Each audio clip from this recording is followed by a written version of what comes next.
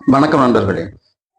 இப்ப Facebookல, WhatsAppலாம் பார்த்தீங்கன்னா, சில குழுக்கள்லாம் பார்த்தீங்கன்னா, சிங்கம் இங்கு நடமாடி கொண்டு வருகிறது அப்படின்னு சொல்லி ஒரு வீடியோவை பகிர்றாங்க. இன்று காலையில் அந்த வீடியோவை பார்க்கும்பொழுது, வாகையூர் பெட்ரோல் பங்க்ல, எஸ்ஆர் பெட்ரோல் பங்க்ல அந்த சிங்கம் பார்த்ததாக கூறியிருந்தார்கள்.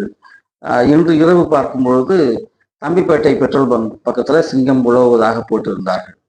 இவ்வாறு பீதியை கிளப்புவதில் என்ன வந்துவிடப் போகிறது? முதலில் தமிழகத்தில் சிங்கங்கள் வாழ்கின்ற சூழ்நிலை இருக்கிறதா என்கின்ற ஒரு கேள்வி முன்வைத்தோம் என்றால் இல்லை என்றுதான் கூற வேண்டும். இங்கு தமிழகத்தில் சிறுத்தைகள் உண்டு, புலிகள் உண்டு, கருஞ்சிறுத்தைகள் உண்டு, காட்டுப்பூனைகள் உண்டு. சிங்கங்கள் அறவே கிடையாது. உங்கள்கிட்ட அந்த செய்தியை இணைத்திருக்கிறேன் பாருங்க.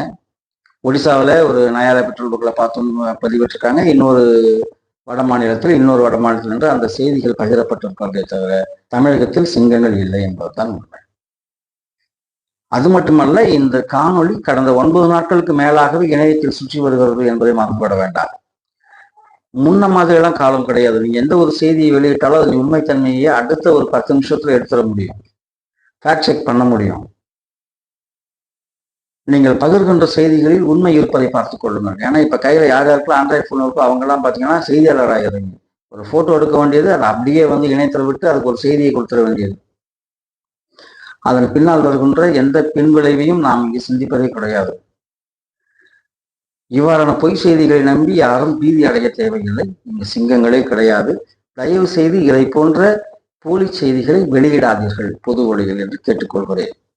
நன்றி, வணக்கம்.